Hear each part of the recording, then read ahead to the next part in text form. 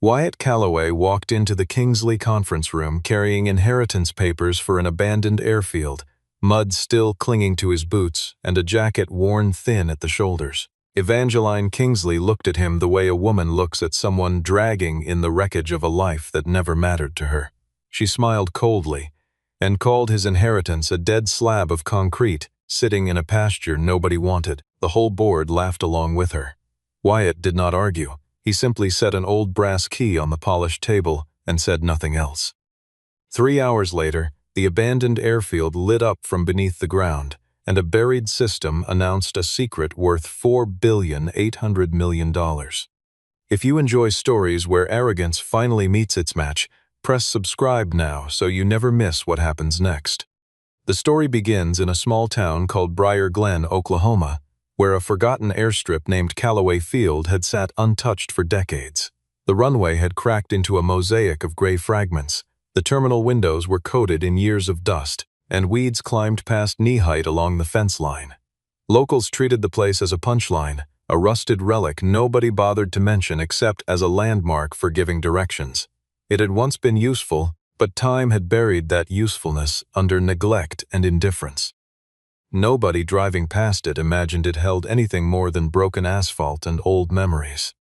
The town itself had grown used to overlooking Calloway Field the same way people grow used to ignoring a scar they have carried for years, something familiar enough to stop noticing entirely even as it sat in plain view every single day. Teenagers occasionally snuck onto the property at night, daring each other to walk the length of the old runway in the dark, always leaving before their nerve gave out completely. Farmers who owned neighboring land joked that the airfield was good for exactly one thing: keeping the coyotes contained to a single stretch of overgrown grass. Even the county clerk's office listed the property under a category reserved for structures awaiting eventual demolition, a quiet, bureaucratic verdict nobody had bothered to contest. Miles Calloway had lived long enough to hear every one of those jokes, and he had never once corrected anyone, choosing instead to let the town believe exactly what it wanted to believe. Wyatt had grown up hearing his grandfather speak about the airfield in fragments, brief remarks here and there that never seemed to form a complete picture. Miles would sometimes drive out to the property alone in the evenings, returning hours later without explanation, his hands smelling faintly of oil and machinery. As a boy, Wyatt assumed his grandfather simply enjoyed nostalgia, wandering old grounds tied to a career that had quietly ended without fanfare. He never imagined those solitary visits carried any weight beyond sentiment, and Miles never gave him a reason to think otherwise. Looking back after the funeral, Wyatt realized how carefully his grandfather had guarded a silence that spanned decades. Wyatt Calloway returned to Briar Glen after burying his grandfather, Miles Calloway, a former aviation engineer who had spent his final years living quietly at the edge of town. The will was read in a small office above the hardware store, and within minutes, Wyatt learned the entire airfield had been left to him. Most people in Briar Glen considered this news a burden rather than a gift, and they said so openly at the diner and the gas station. Between back taxes, decaying infrastructure, and mounting legal fees, the inheritance looked less like a windfall and more like a slow financial bleed. Wyatt, a single father who valued stability over spectacle, understood the practical weight of what he now owned, and more than once he considered simply selling the land to be free of it.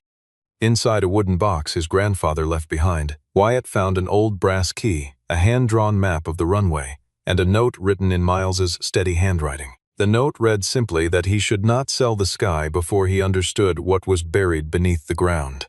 Wyatt read the words twice, folded the map, and placed the key in his pocket without fully understanding why it mattered. He assumed grief was clouding his judgment, that an old man's cryptic message was nothing more than sentiment dressed up as mystery. A single day after the will became public record, a corporate letter arrived from a company called Kingsley Aero Logistics, offering to buy Calloway Field for a price so low it barely covered the property taxes. Wyatt was summoned to a temporary Kingsley office in Tulsa, where the company was assembling land for a massive new aviation logistics project. Evangeline Kingsley walked into the meeting with the posture of someone who had never once been told no, and believed her presence alone should settle the matter. She barely acknowledged Wyatt beyond a glance at his worn jacket, his calloused hands, and the yellowed inheritance documents tucked under his arm.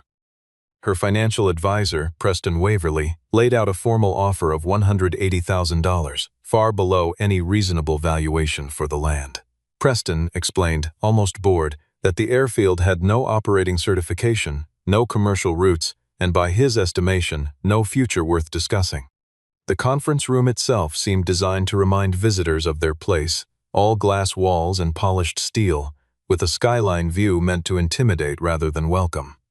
Wyatt sat alone on one side of the table, while an entire row of Kingsley executives faced him from the other, folders neatly stacked and expressions already decided before he had said a single word. Nobody offered him coffee or water, a small omission that felt deliberate rather than accidental. Evangeline flipped through his inheritance papers with the detachment of someone reviewing a grocery receipt, occasionally exchanging a glance with Preston that Wyatt understood immediately as amusement disguised as professionalism. He had walked into plenty of rooms in his life where people underestimated him, but rarely one arranged so precisely for that exact purpose. Wyatt asked a simple question that unsettled the room more than he expected. He wanted to know why a billion-dollar company would care so much about land with no future at all. Evangeline offered a thin, dismissive smile before answering that sometimes companies purchase garbage simply to clear the way for something with real value. The remark drew quiet laughter from the board members seated around the table, and nobody bothered to hide their amusement at Wyatt's expense. She went further, telling him directly that a poor man should not confuse family memories with actual assets. Evangeline had built her entire reputation on decisiveness, having inherited her position within the Kingsley family business at a young age and spending years proving she belonged there through sheer force of will. She viewed sentiment as a liability, something people clung to when they lacked the confidence to make hard, profitable decisions. To her, Wyatt represented exactly the kind of obstacle she had learned to remove quickly and efficiently throughout her career, a small inconvenience standing between her company and a project that would define her legacy. She had no reason to expect this meeting would end any differently than dozens of similar acquisitions she had closed before. Wyatt did not raise his voice or defend himself with words. He simply signed a refusal to sell and left the papers on the table before walking out. Pressure arrived almost immediately after his refusal became known. County officials sent a notice claiming the airfield's perimeter fencing violated safety codes and could result in fines. The bank called about a property tax payment that had somehow become overdue despite Wyatt's careful records. An unfamiliar contractor showed up uninvited and quoted repair costs nearly 3 times the standard local rate. Wyatt recognized the pattern forming around him, a deliberate attempt to drain his resources until surrender felt like his only option. He spent long nights at his kitchen table sorting through the notices, cross-referencing dates, and noticing how every complaint traced back to filings submitted within days of his refusal to sell. A neighbor mentioned, almost in passing, that a well-dressed stranger had been asking questions around town about Wyatt's finances and his daily routine. Another acquaintance said a man matching Preston's description had been seen speaking privately with the county assessor's office earlier that same week. None of it was proof exactly, but taken together, the pattern felt too coordinated to be coincidence. Wyatt kept working, kept paying what he could, and kept refusing to let exhaustion make his decisions for him. Preston Waverly returned to the airfield in person, delivering a blunt warning that if Wyatt refused to sell within the week, the property could be seized through tax proceedings or drawn into prolonged litigation. He presented a second offer, even lower than before, at $120,000, framing it as Wyatt's final chance to step away from what he called an old man's dead dream. Preston spoke with the practiced confidence of someone who had delivered similar ultimatums many times before, clearly expecting Wyatt to fold under the combined weight of financial pressure and social embarrassment. He even suggested, almost casually, that continuing to fight would only delay the inevitable while draining whatever savings Wyatt had left to protect his own family. Wyatt still refused, though the constant pressure had begun to wear on him more than he admitted aloud. He lay awake some nights running numbers in his head, wondering whether stubbornness had quietly become recklessness disguised as principle. Yet every time doubt crept in, he thought back to his grandfather's handwriting on that small folded note, the quiet certainty behind those simple words. Instead of giving in, he began inspecting the property more carefully, walking every hangar and inch of runway with fresh eyes. Beneath the visible decay, he noticed details that seemed out of place for an ordinary regional airstrip. The underground electrical conduits had not been fully disconnected, unlike most abandoned airfields where power lines were stripped for scrap long ago. Sections of the runway used a denser, reinforced concrete unlike anything typically found on small civilian strips. The control tower contained coated panels that resembled something closer to military logistics infrastructure than a rural airport. Digging through his grandfather's old files late one night, Wyatt found repeated references to something called Project Meridian, a name he had never heard before. When he searched for it online, he found absolutely nothing. No records, no articles, no trace that it had ever existed publicly. That same night, a black SUV parked quietly outside the airfield gates, its headlights cutting through the darkness like a warning.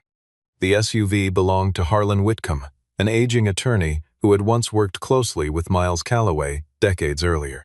Harlan told Wyatt he had been waiting patiently for him to grow calm enough to start asking the right questions instead of simply reacting to fear. He revealed that Calloway Field had once served as a private testing airstrip years earlier, used for far more than routine flights.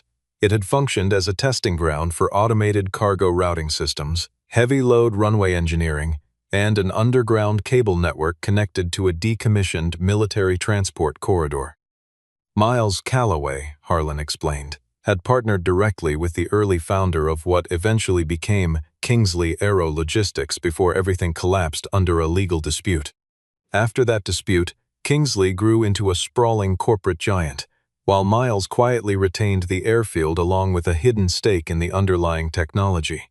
Wyatt asked why his grandfather never simply sold the land once it became a financial burden rather than an asset. Harlan answered that Miles always believed Kingsley would return someday, and he wanted his eventual heir to hold the power to refuse them when that day arrived. He handed Wyatt half of an old technical archive, explaining that the remaining half was sealed inside a vault beneath Hangar 7, accessible only with the brass key Miles had left behind. Wyatt realized then that his inheritance was never really the airfield itself. It was control over something buried far beneath it, something valuable enough to make a global logistics company chase a struggling single father across state lines. Harlan spoke slowly, choosing his words with the caution of a man who had carried a secret far longer than he ever intended to. He described how the falling out between Miles and the founding Kingsley executive had been bitter and personal, involving accusations of stolen credit and broken promises that never made it into any public record. Miles had walked away from the partnership with nothing but the land itself, and a portion of the underlying framework buried beneath it, choosing quiet dignity over a costly legal fight he was unlikely to win outright. He never spoke of it publicly again, not even to close friends, burying the entire chapter the same way he buried the technology itself. Harlan admitted he had honored that silence for years, waiting for the day someone in the Calloway family would finally be ready to hear the truth. Wyatt asked what exactly had changed to make Harlan decide that day had finally arrived. Harlan explained that watching Wyatt refuse Kingsley's lowball offers again and again, despite mounting financial pressure, reminded him unmistakably of Miles at that same age. It was not stubbornness for its own sake, but a quiet, principled refusal to let outsiders dictate the value of something built through years of careful, unseen work. Harlan said he had kept a private list over the years, quietly noting every attempt by outside parties to inquire about the airfield, always turning them away without explanation. Kingsley's recent aggressive approach through Preston had finally convinced him the moment for silence had passed completely. Evangeline decided to escalate the pressure publicly, organizing a formal site visit with board members, investors, and local media crews. Her goal was straightforward: humiliate Wyatt into surrender by proving to everyone watching that Calloway Field was worthless land clinging to a dead past. A convoy of expensive vehicles rolled onto the cracked runway, forming a striking contrast against Wyatt standing alone near the crumbling terminal building. Preston made a point of loudly comparing the setting to an abandoned film location, drawing scattered laughter from a few investors trailing behind him. Evangeline stood in front of the cameras and declared that Kingsley intended to transform this dead land into a modern shipping hub, blaming Wyatt for stubbornly clinging to nostalgia instead of progress. Wyatt answered her calmly, without raising his voice or flinching under the attention of the cameras. He told her she called it the past, only because she did not yet hold the authority to unlock its future. Evangeline dismissed the remark as empty theater meant to save face in front of an audience. She pushed harder, offering a final public number of $250,000, sweetened with a hollow promise to name a small waiting lounge after his grandfather. Wyatt refused again, this time in front of every camera and every investor standing on that runway. Furious at the public rejection, Evangeline announced she would prove the property was worth nothing more than scrap metal value, determined to strip away whatever dignity remained attached to the Callaway name. A few of the investors traded uneasy glances, sensing something in Wyatt's composure that did not match the picture Evangeline had painted before their arrival. He did not look like a desperate man clinging to sentiment, nor did he look intimidated by the wealth surrounding him on every side. One older investor, a quiet man near the back of the group, later admitted he found the standoff more interesting than anything else planned for that afternoon. Evangeline, sensing the moment slipping slightly out of her control, insisted the group continue toward the hangars so cameras could capture the depth of the property's disrepair. She wanted footage that would embarrass Wyatt into compliance long before anyone reached the far end of the runway. As the group moved toward Hangar 7, Wyatt used the brass key to open a hidden side door concealed beneath layers of old paint. Inside, past broken machinery and settled dust, stood a freight elevator leading down into the earth, something none of the visitors expected to find. Evangeline froze at the sight of it, while Preston tried desperately to steer everyone away, insisting the area below was structurally unsafe. Harlan arrived just in time with legal documentation, proving Wyatt held full authority to access whatever existed beneath the surface of his own property. Reluctantly, security allowed the group to descend, cameras still rolling, curiosity overpowering caution among the investors. Beneath the hangar sat a technical facility remarkably well preserved despite years of abandonment. Old servers lined the walls, alongside flight corridor maps, logistics simulation panels, and sealed archive crates stacked neatly in rows. A control board bore a single label etched in metal, Meridian Routing Grid, silent and untouched for years. Wyatt used a code etched into his grandfather's old pocket watch to power the system on for the first time in a very long while. Screens flickered awake after years of darkness, slowly displaying lines of data that had been waiting patiently underground. A low mechanical hum spread through the chamber as backup generators kicked in, filling the stale air with the faint scent of warming machinery that had been dormant far too long. Several members of the group instinctively stepped backward, unsettled by a room coming back to life after appearing dead for so many years.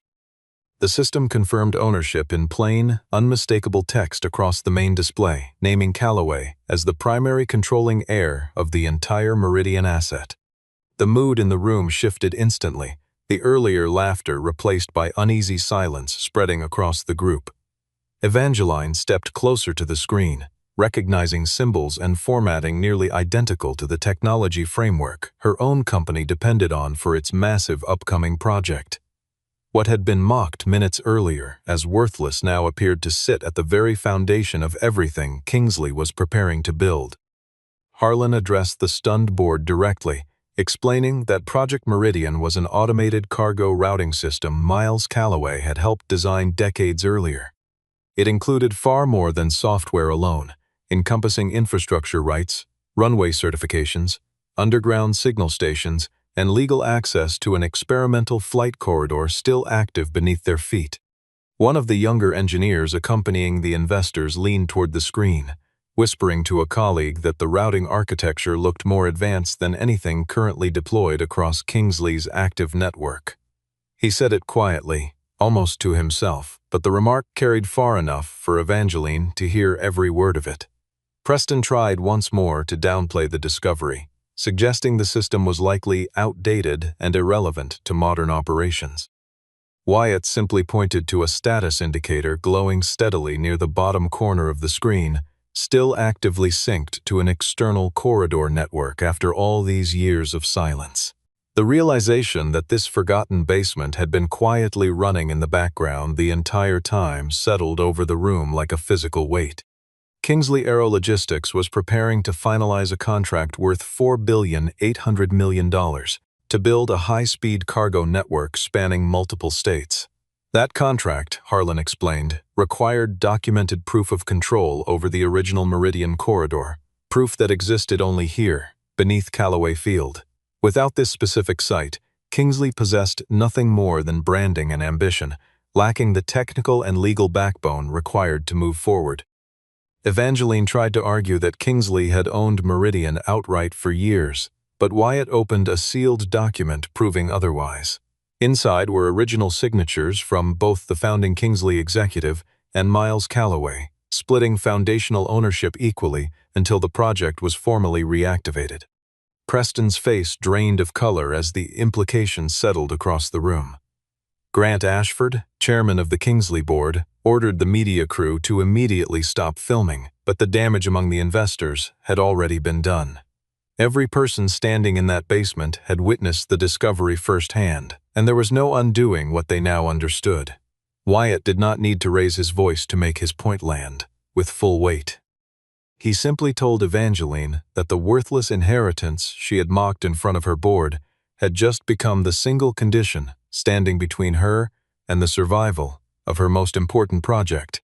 Grant Ashford pulled Evangeline aside briefly, speaking in a low tone that still carried far enough for Wyatt to catch fragments of the exchange. He reminded her that the board had already promised shareholders a signed agreement within the coming quarter, and any delay now could trigger serious financial consequences for the entire company. Evangeline nodded stiffly, her earlier confidence replaced by the calculated stillness of someone recalculating every option available to her. She was used to controlling outcomes long before they became public, and the sensation of losing that control in front of witnesses left her visibly rattled. For the first time since Wyatt had met her, she looked less like a woman issuing orders, and more like someone bracing for consequences she had never planned for. Evangeline pulled Preston aside, demanding to know how he had failed to uncover something this significant during his research. Preston claimed the original archive had been lost over time, but Harlan quickly produced correspondence proving otherwise. The letters showed Preston had previously hired outside legal counsel specifically to explore ways of invalidating Wyatt's inheritance rights altogether. It became clear that Kingsley's interest was never simple land acquisition. Preston understood the Meridian connection from the beginning and deliberately concealed it from Evangeline. His plan involved acquiring the airfield cheaply, then privately selling controlling rights to a separate group of investors for personal gain. Wyatt realized his humiliation had never been about his financial situation alone. He had been treated as an obstacle, small enough to remove quietly from a much larger game being played above his head. Evangeline still had not fully aligned herself with Wyatt, her anger at being deceived colliding with her instinct to regain control of the situation immediately. She offered an on-the-spot buyout of $30 million, hoping sheer numbers might finally end the standoff in her favor. Wyatt declined without hesitation, and the entire board sat in stunned silence at the refusal. Preston attempted to interject, insisting the number Evangeline offered was more than generous given the circumstances surrounding the property. Wyatt turned to him directly for the first time since the correspondence had been revealed, his voice calm but unmistakably firm. He reminded Preston that generosity looked very different from a man who had spent weeks trying to strip away every ounce of leverage a struggling family held onto. The room grew quiet again, several board members shifting uncomfortably as the weight of Preston's earlier conduct settled fully into view. Evangeline said nothing in his defense, and that silence alone told everyone present exactly where her loyalty now stood. When Evangeline asked what amount would finally satisfy him, Wyatt answered simply that he would not sell the only key to someone who had called it garbage only hours earlier. Before anyone could respond, the Meridian system displayed a new notification across the main screen. It indicated an additional undocumented asset remained sealed inside an archive located beneath runway number 2, something no one in the room had anticipated. Wyatt, Harlan, Evangeline, and a small technical team moved quickly toward the second runway to investigate the new discovery. Beneath the aged concrete surface, they located a concealed hatch disguised as a routine fuel inspection panel. Opening the hatch revealed a climate-controlled storage vault containing hundreds of blueprints, data drives, cargo drone prototypes, and archive testing permits dating back many years. Among the contents sat a single unpublished agreement labeled the Option Renewal Clause, a document none of them had known existed until that very moment. The clause stated that if Project Meridian were ever reactivated, the lawful heir of Miles Calloway would hold 3 distinct options moving forward. The first allowed the heir to sell full ownership rights outright to any interested party. The second granted the heir 18% equity in any resulting Meridian-based project going forward. The third, more severe option, permitted the heir to block the project entirely if Calloway's original contributions were not formally recognized and honored. Grant Ashford did the math almost instantly, calculating that 18% of a $4.8 billion contract equaled roughly $864 million, without even factoring in the added weight of legal control. If Wyatt chose instead to block the project outright, Kingsley risked losing the entire contract overnight, along with years of preparation and investment. For the first time since arriving, Evangeline fell completely silent, understanding the balance of power had shifted entirely away from her. She was no longer the one dictating terms from a position of wealth and status. She had become the one who needed to ask permission simply to continue moving forward. The vault itself felt strangely peaceful compared to the chaos unfolding above it, rows of carefully labeled containers preserved by a climate system that had apparently run undisturbed for years. Wyatt walked slowly between the shelves, running his fingers along dust-free surfaces that told a story of quiet, deliberate maintenance rather than neglect. Someone had been paying to keep this vault operational long after the rest of the airfield fell into disrepair above it, and Wyatt suspected he already knew who. Harlan confirmed it moments later, revealing that Miles had quietly funded a small private maintenance contract for over a decade, hidden within a modest personal expense account nobody thought to question. Even in death, his grandfather had been protecting something the rest of the world had already written off as gone. The site visit quickly transformed into an emergency negotiation held directly inside the old, dust-covered terminal building. Wooden tables, mismatched plastic chairs, and grimy windows stood in stark contrast to the tailored suits filling the room around them. Evangeline tried to maintain her composure, though the icy confidence from earlier had noticeably softened into something closer to caution. She asked Wyatt directly what conditions would be required for him to allow the project to move forward without interference. Wyatt paused, looking out across the runway where his grandfather had once spent countless hours working in obscurity, dismissed for years as irrelevant by people just like the ones now surrounding him. He finally laid out 4 specific conditions in a calm, steady voice that left no room for negotiation. Kingsley would need to publicly acknowledge Miles Calloway as a co-founder of Project Meridian, correcting years of erased history. Wyatt would retain permanent veto authority over any major decisions involving Meridian's underlying infrastructure moving forward. A compensation fund would be established for engineers previously pushed out or forgotten during the project's earlier collapse. Preston Waverly would be immediately suspended pending a full independent investigation into his conduct. Several board members reacted with visible frustration, arguing that Wyatt's demands reached far beyond reasonable compensation for a simple property dispute. Wyatt stood, closing his hand around the brass key resting on the table in front of him. He told them plainly that if his terms were unacceptable, Project Meridian would simply remain buried exactly where it had rested for years. Evangeline understood immediately that his words were not a bluff meant to pressure the room into panic. The most powerful executive in that building suddenly found herself with no remaining leverage against a man she had dismissed as insignificant only hours earlier. She asked for a brief recess to speak privately with Grant Ashford, and the two stepped into the hallway just outside the terminal's cracked glass doors. Through the thin walls, Wyatt could hear fragments of a tense exchange, Grant reminding her that shareholders would ask difficult questions if this contract collapsed under her leadership. When they returned, Evangeline's posture had changed, the confident authority replaced by something closer to careful restraint. She addressed Wyatt directly, telling him she was prepared to accept his conditions in principle, though certain details would need review from Kingsley's legal department before anything became official. Wyatt accepted the response calmly, aware that principle without signature meant very little in a room full of people who had spent the entire day trying to outmaneuver him. Preston refused to accept defeat quietly, launching accusations that Wyatt had illegally accessed protected infrastructure without proper authorization. He insisted the underground documents could easily have been fabricated and demanded security be called to seal off Callaway Field immediately. Wyatt remained composed as Harlan produced notarized copies of the original will, property deeds, founding partnership agreements, and formal inheritance confirmation letters. Every document held up under scrutiny, leaving Preston with nothing solid to stand on.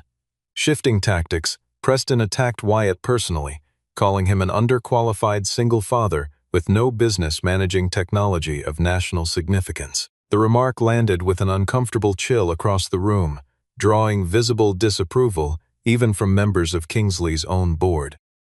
Wyatt looked directly at him and replied that competence was never measured by a bank balance, but by whether a person truly understood the ground they were standing on.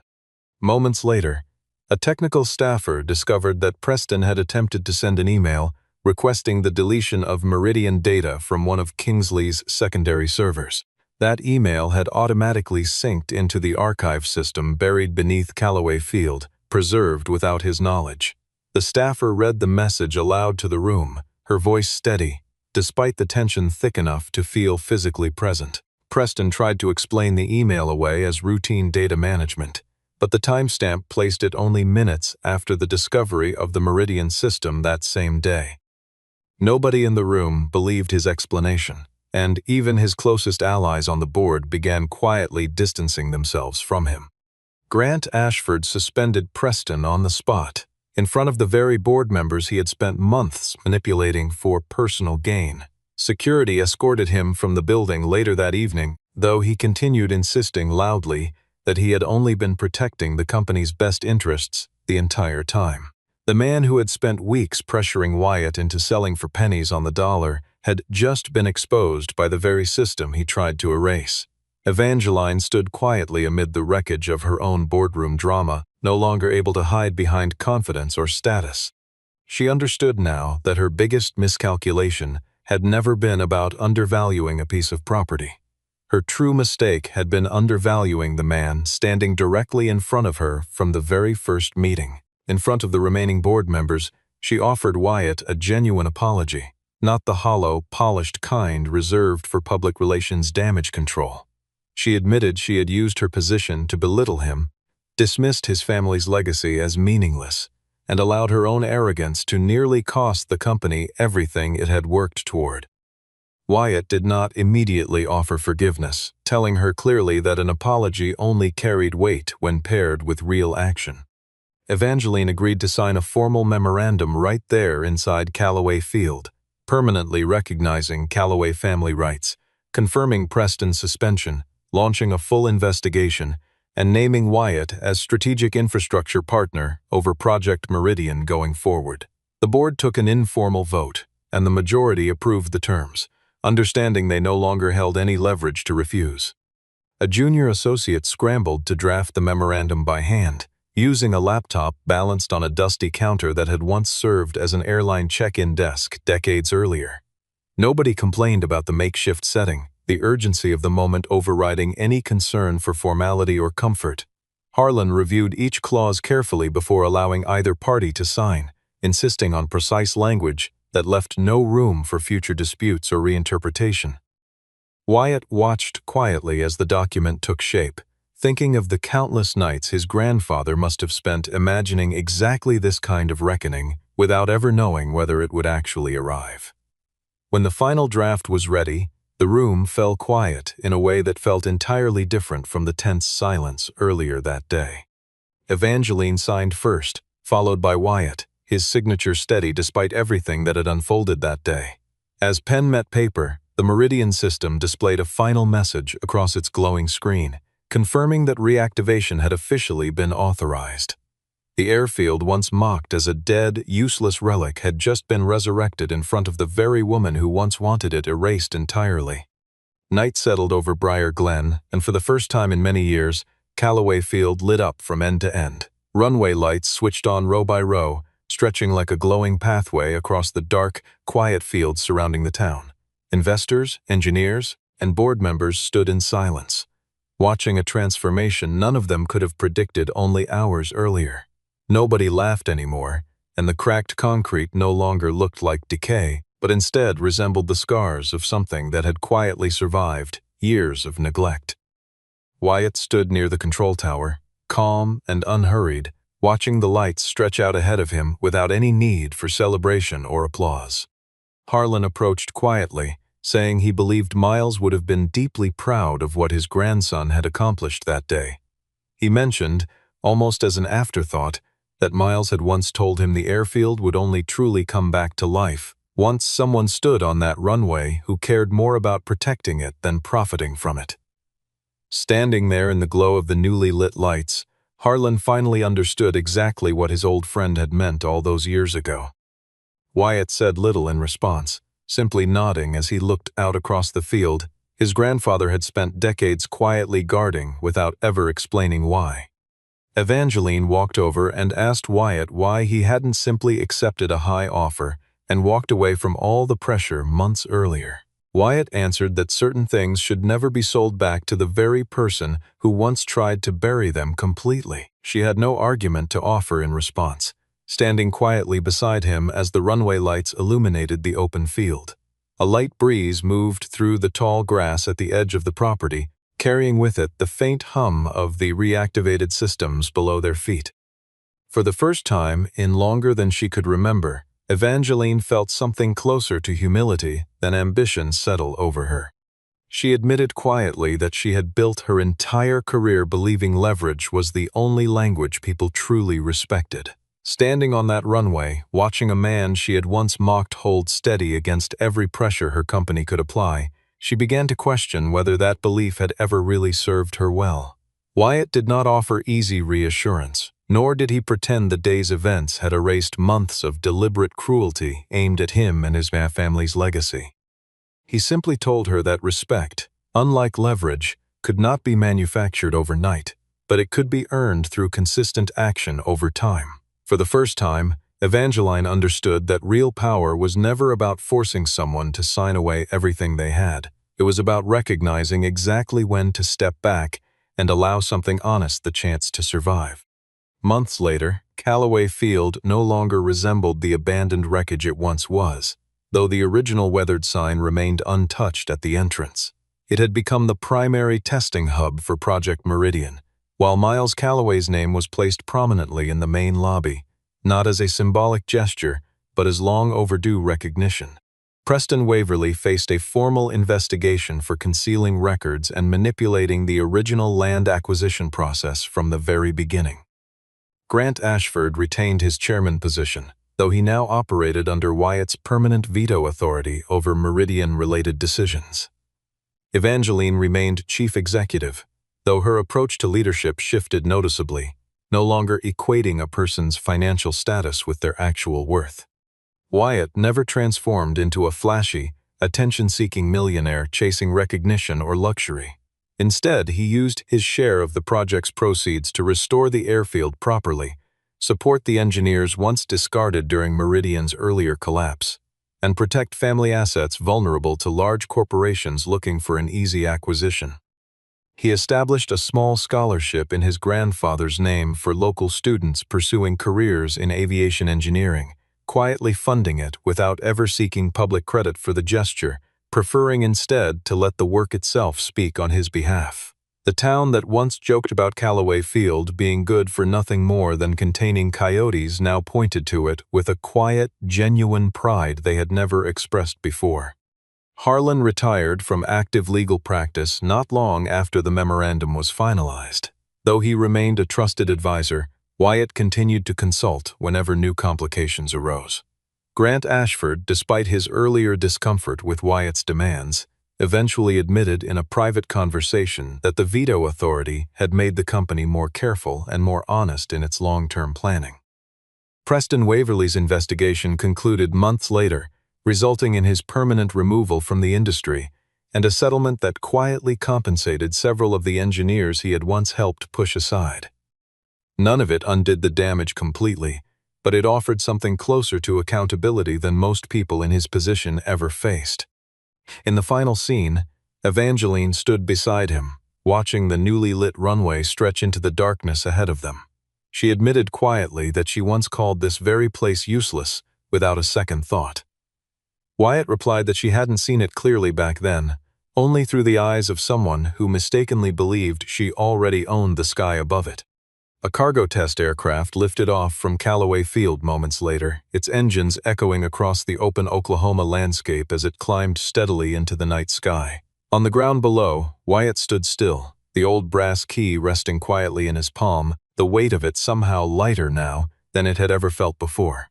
What had once felt like an unbearable burden left behind by his grandfather had finally revealed its true purpose, transforming from a source of quiet dread into a symbol of everything patience and integrity could accomplish.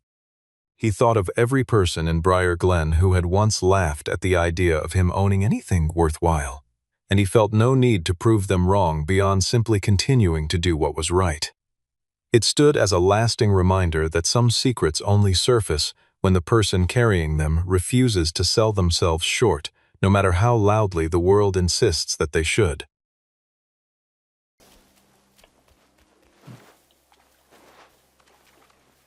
What the hell is out here?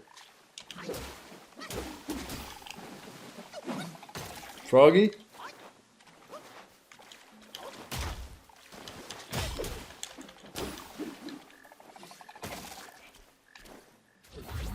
Oh, Froggy Boss. Whoa! God damn it, Mr. Froggy. Oh my gosh. God damn it. Your minion is so annoying. It's like the minion's harder than him.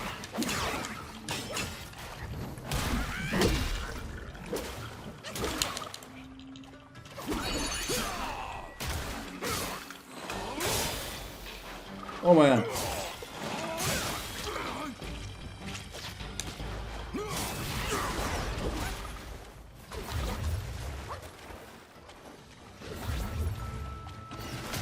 Oh wow.